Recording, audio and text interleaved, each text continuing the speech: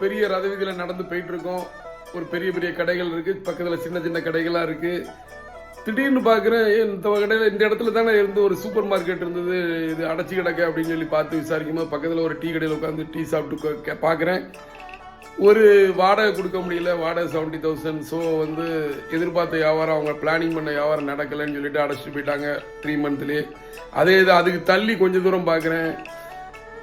ஒரு 6 மாதத்துக்கு முன்னாடி தேங்காய் மாத்திரம் பார்த்த வியாபாரி பல்லாரி வச்சிருக்காரு, அதுக்கடுத்து பூடு வச்சிருக்காரு, அடுத்து சின்ன சின்ன காய்கறி ஐட்டங்கள் எல்லாமே வச்சு டெவலப் பண்ணிகிட்டே இருக்காரு. அவர் இன்னைக்கு ஜெயிச்சு அவர் கடையில் ஒரு 5 பேர் கிட்ட வேலை பார்க்குறாங்க.